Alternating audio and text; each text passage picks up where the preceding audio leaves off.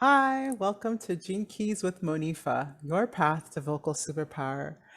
The secret about this series is that it really is about just being able to notice the patterns of our own energy. I knew that I wanted to do something where I can really just sit with you guys and share with you what I have seen and understand so far about the archetypes and energies of who we are. And what I know about studying these things in an in-depth way, when I get deep into these keys and lines, how they're working together, there's just even more understanding of how energy is playing out in the world and understanding and compassion for other people. And I get to see the beautiful ways in which our individual energies just show up in the world. One of my favorite things about the Gene Keys is that you get to see the shadow, the gift, and the city, right? So you get to see the low vibrational stuff that even when you're in that low vibration, you are still in the vibration that you're meant to be having as far as the energy that you are meant to have. And so there's nothing to poo poo about being in your shadow. If anything, if you've recognized it, get excited because now you can decide to live in the high vibration of the gift. And when you get to see what it really wants to play out through you, you'll be able to be even more consistently in your high vibration and showing up for others. We start with the purpose sphere because it's the purpose. There's not much more. Purpose, a lot of us think is about what we do, right? My purpose is to be an artist. My purpose is to be a plumber. But the reality is, it's not about what you do, right? It's about who you are. What qualities do you bring to that doing, right? And that way, you think about purpose, you never leave a purpose. You might be changing how you're showing up for that purpose and to that purpose, but not about being it, because just being who you are allows for that. And what the beauty of, again, of the gene keys is that you see that by the correlation to the DNA structure. We're actually talking about correlations to amino acids in the 64 um, chromosomes of the DNA, right? And so when you're talking about that kind of specificity, we get to know ourselves energetically in a way that's actually physical, right? So it's part of not just who you are mentally and who you think you are, right? It's what you're made of, the DNA that has created your actual physical being and the energy signature of that. So there's nothing better to start with. We're going to start here because once you get this, and once you use the get vocal method to really make that an embodied way that you can come from, that you can show up in that understanding and energy anytime you choose to, then it's so powerful. And that's only one of the many spheres. So start with purpose, and then everything else can grow from that. So every key has 3 levels. So you've got the lower vibration of the shadow,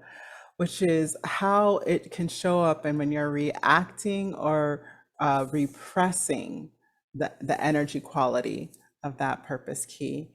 And then we have the gift, which is what really wants to be realized through that energy. And when you get to see how that energy is living through you in the world, then it becomes something that you can really just appreciate and value about yourself and decide to do more of and show up with more of every day. Okay. The third is the city, Siddhi, city. So this to me, there's probably better definitions, and I'm sure if you go to Richard Rudd, you'll have extremely much better definitions. But to me, it's the short way of saying it is that it's how our energy serves the world. So it may or may not be being played out directly through you, but that energy, that archetype of energy is why you decide, came to the world with it, and why it is needed on the planet. That's why the city is. Quick note. So anytime I'm doing one of these keys and lines, it's just really just my interpretation of the moment. At any given moment, you can pick out different types or qualities or things out of the key and realize how it's showing up for you, how it has shown up for you in the past, and how it's probably going to show up in the future, right? So we are getting this information every time we join into a key. But if this is your purpose key, you may understand this in a way that I never will, right? Because it's who you are, it's the energy you're made of. You could probably tell me more about this than anyone. And Richard Rudd would say the exact same thing. If you are really wanting to know, you tell me, right? What parts of the quality of the energy of the key um, remind you of yourself and the way things have happened in your life and have played out in your life. And all I'm here to do is to really kind of allow the spaciousness that we can have that thought process and conversation. So I would love to know how you see it if you want to comment below. If you want to know your purpose key and line, there is a free link right below. You get to pull your own gene key profile and you'll have all your keys, but right at the bottom of that profile will be your purpose key and sphere. And so you can pull that information out and send it to me, and I'll do a video on your key. If you wanted to work with me through a one-on-one session, you can contact me to do a vocal superpower session.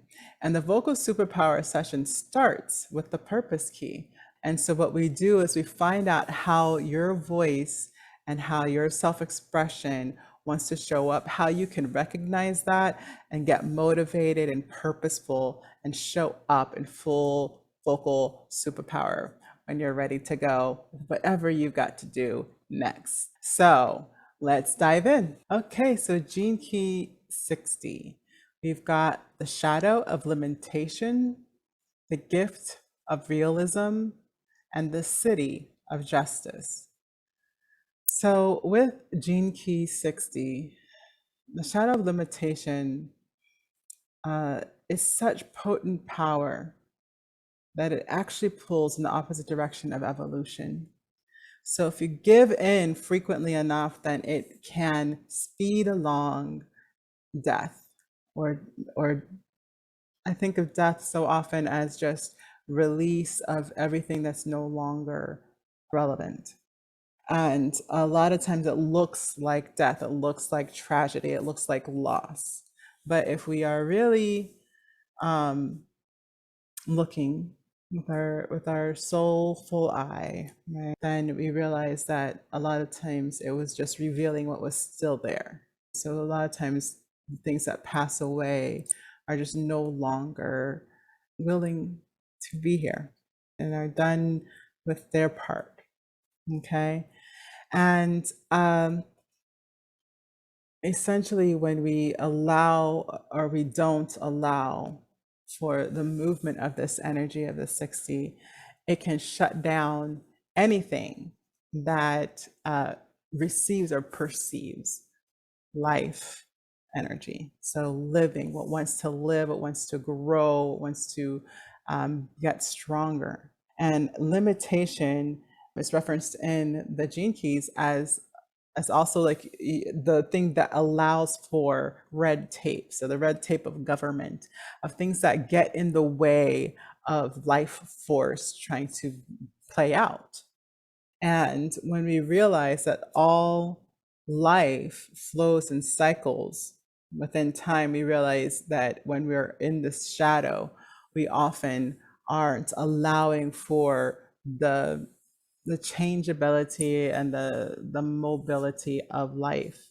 So anything that's alive is a little unpredictable. It's a little unpredictable. You can't predict everything it's going to do. And for some reason, the shadow of this energy just keeps it stuck. So it can't live out cycles, much less you break out of bad cycles that aren't working, and it gets stuck. So it's one of the things of procrastination that you get stuck because we keep wanting it to be the way that it should be or that would be perfect. And it's all based on things that we can't predict, right? Life is not that predictable. And we kind of freeze ourselves out of the desire to make it controllable and make it predictable so that we can feel safe around it. And everything gets stuck. And the energy stops flowing because it's not fresh anymore. It's not new. But we've shut off that possibility in an effort to control. And we get bogged down by more and more and more. So repressive side of this energy looks like being unstructured. It shows up in a deep lack of structure where you just can really eventually cause physical problems. If you think about the structure of each cell, like we were talking about earlier about DNA having a structure, a form. So if we're talking about that, then if that's breaking down, there's no structure there, then we can't do the thing where we remodel for the body that we have. It's the same thing with any natural cycle. So it can cause a physical problem if you're living in that refusal of structure, and it becomes a fear of structure, which can keep you from being supported in any environment that allows the life force of you, the talent of you to bloom. And so that's the repressive side. So if we repress this energy, then we just are just amalgamous and nothing actually comes out or comes about in the full creation because there's nothing to hold it up into a physical manifestation. The reactive side is rigid and it can be angry. So it's this over controlling, overly structuring, rigid, a refusal to change for anything. And in this energy, people don't like to be questioned. They want to be beyond reproach to prove that they are right in the structure that they have chosen. So it keeps people from even entertaining other ideas, new ideas, right? Evolved ideas. And what happens again with the same shadow is the energy gets restricted or diminished. So again, the full life force that was going to play out doesn't get to live in the fullness because it is getting restricted by the rigidity of the reactive shadow. So the gift, what's trying to play out here? So the gift is realism. So there's some of these words for the gifts. You're like, really? Should I be excited about realism? But one of the things that's so powerful about the 60th key energy is that it understands the laws of nature and the form, which is why they can be so adamant about the need for the structure or rigidity you have chosen. Well, it's always this. And really, that ability to bring things about, the gift of realism is that you can see how things can be with that the high vibration of structure. So understanding how a freeform thought can be manifested into an actual form. And it's a totally different thing because the now you get to the structure is assisting, supporting, and allowing for the full life force to show up. And it can be rooted into this strong, long lasting structure. So nothing can last through a long time. So we're talking back to time. Death is kind of a degradation of time. It's the ending of a thing. This gift of realism allows things to be realized in a clear time and space, right? So that's another aspect of manifestation, is that at a time in a space, we now can perceive a thing. And so it's so beautiful to have this as a high vibrational energy. There's a quote that I would like to bring from the book, which is, the only thing needed for magic to occur is some form of a structure and an open mind. So that's a direct quote from Richard Rudd's book, The Gene Keys. And it's amazing because what you realize is that, yes, it takes both. It takes both. So the reactive of over controlling and the repressive of trying to get rid of anything that has to do with structure, like the difference is, you know, you can think of the gene key as balance, but some keys will fool you because it's not balance. It's what the essence of that energy was meant for. It's the essence of that archetype is meant for. And so the 60th key has a close relationship with acoustic music. I think of acoustic music also as natural music, and it's so interesting because the way he says this is music being acoustic in nature. And so it's one of the things I love to do is use the voice in nature to hear the self-referential. It's probably too big of a thing, but like, but essentially how trees can like kind of speak back to you. When you use your voice in a certain way, you can hear the echoes of their being in the space, right? And it's a really beautiful thing that I've walked a couple of my clients through. And I just think all music has that possibility, and it's why we're drawn to it so deeply, right? 60th key is part of the ring of Gaia, and essentially, again, another quote: common sense is not in opposition to magic. It is common sense to remain open-minded to everything in the universe, because everything has at its core the same wondrous inner light. So the 60th key in its relationship to Gaia is about how things are living, and that being attuned to the structure of the resonance that allows things to live is the innate magic of the 60th key. So that's your personal genius. Now, the city is justice, right? Which he calls a true mystery, that it takes the laws and limitations of the world of matter and recognizes that there is a force operating outside of that.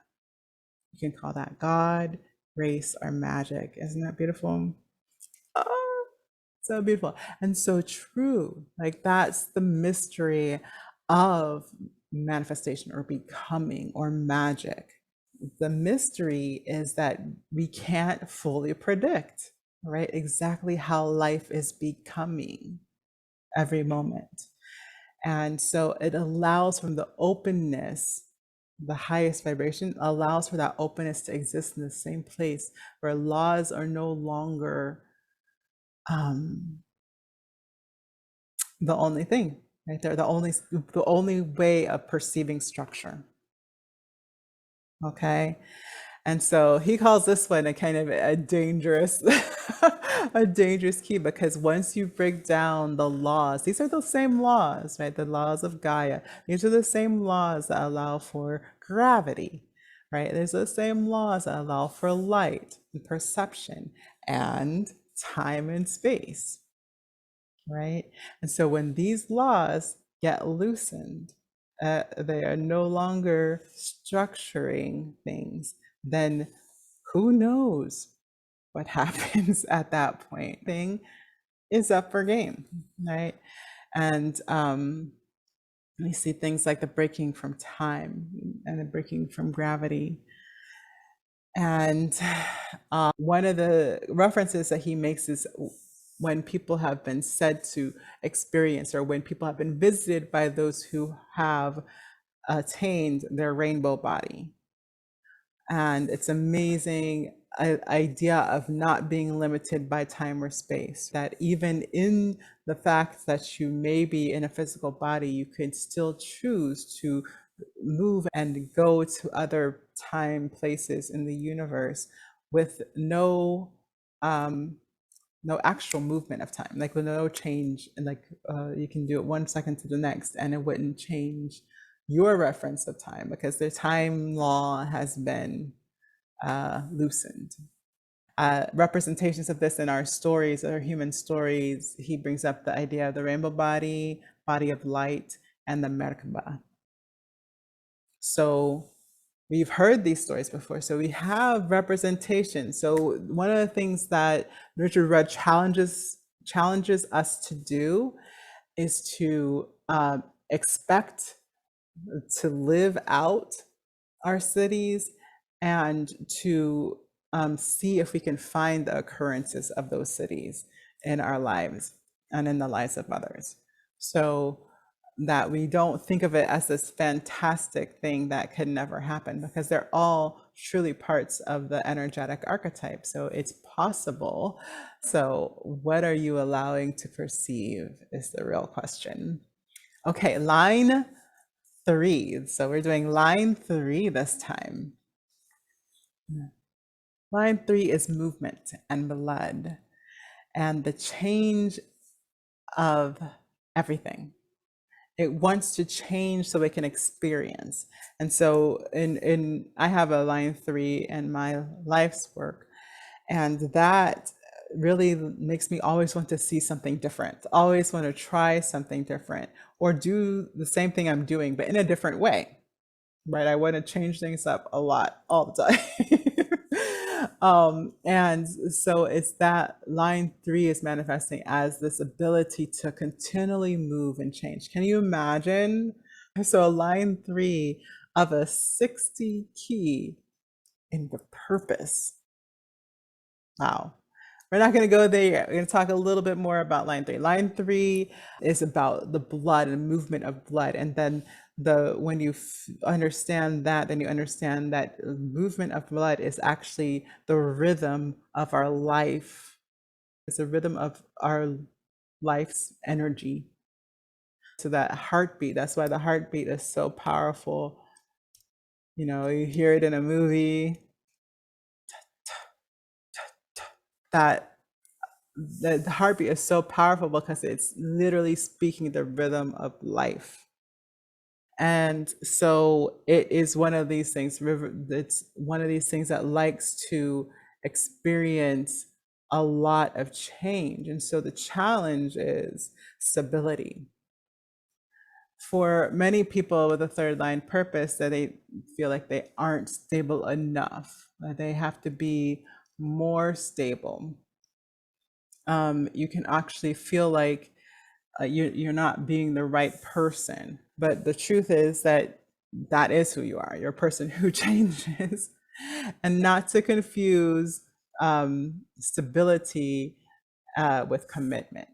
So we can change and still stay committed to our beliefs, morality, ideals.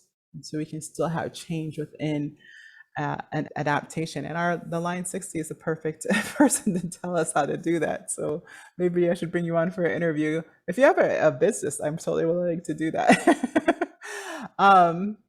So let's look at the other possibilities of the purpose. Line 3, and a shadow looks like the escape artist repressively likes to divert attention from themselves and just like, look at that person over there, nothing's happening over here. You don't need to know what's going on over here. And the reactive tendency is to be highly emotional, highly dramatic to make sure people are paying attention. And the block that's happening in that shadow is that you're trying to run away from being responsible to a thing, because you think if you commit to something, you can't be yourself and you don't have the ability, the freedom to change. So I think, I'm going to real quick, the freedom comes from the commitment to who you're being and not what you're doing. And so again, it's important. This is perfect, right? Because in the purpose key, that's what we're learning, is that who we're being, not what we're like the purpose of what we do, but who we are. And so the more that we understand that that's our true essence and truly what's trying to show up, then we don't have to be restricted by things that are situational. And the other side of that is for to be an adventurer. So the gift of the line three is inner strength is laughing at yourself. It's like, yeah, I actually thought if I was going to commit to be your friend, then I'd actually have to talk to you every day, and I just don't have time. That's one of mine. I don't know. I don't know about you, but I can laugh at that about myself because it's like silly. Like, who would even want to talk to me every day? Even a friend. They might think they want to talk to me. They don't. They want to talk to me every day. Um, the outer strength is accepting the feelings of others. So a lot of that strength comes from this, like, being okay with who you are and that you are changeable, and like being okay with having that conversation with people instead of running from that conversation. And then the outer strength is now that you can have the conversation, now you realize that other people are trying to have that conversation. It can change how you value them, how you respect them, how you feel about them. And the highest potential is the enthusiasm of your life is contagious. I love that. Enthusiasm of your life is contagious. When you are really allowed to be your full self, experiencing the heart of where life energy is living through, then you get to share that with everybody. Everybody gets to see that and be aware that you can live like that. And it doesn't have to all be consistent to be joy, right? Because consistency, again, we equate that with comfort and of confidence of being able to predict. And so we often grab for consistency when we actually want the opposite. We want something that's going to create more joy for us, and that requires change, right? Anyway, so that's what's beautiful about this. And the purpose key, what's trying to play out is that the line 3 through the 60, so is trying to break away from the limitation of society, that the house and the car and the 2 kids and 3 dogs. How's that go? Like, whatever that expectation is, that's what success looks like, or that's where we have to go in order to have a fulfilled and purposeful life. Limitation, that in order to bring something to pass, you have to keep up all the rules. You have to play by all the rules. Otherwise, you know, the the the narrative is that something will undermine it if you don't play by the rules, or people will undermine it, or society or government will undermine it if you don't play by all the rules. But then that shadow is saying, oh, well, I can't. And then it breaks out in anger. Well, I'm just going to do whatever I want, emotionally, dramatically. And then it tries to hide. Oh, well, I'm not here. So I know, don't tell me about the rules because I'm not here. So that shadow of the 60 playing out and the repression of unstructuredness is just like, well, if I don't have a job, they can't tell me when to show up. So that shadow, instead of that shadow playing out, it becoming the realization of where life's energy wants to show up and the structures that are pertinent to supporting the full realization of that energy. That's the gift of the precision of realization of what it takes for something to happen, what it takes for something to be realized, how much structure, how much open-mindedness, how much freedom. And then the different ways. Now you got that line 3 in there. It's like there's not only one answer. There's a million answers as to how something can show up in a life energy and have the structure support that will make it thrive even more. And so that's the beauty of a line 3 living through key 60. And again, if you have any questions, or if you want to know what your line and key is, check out the links below, find out your profile, and send it to me. You can even just send it in a message, but I also have a form there for you where you can put that in there, and I'll be able to do a video on your key and line. I can't wait till next time. And I'll do a vocal contemplation of key 60, line 3.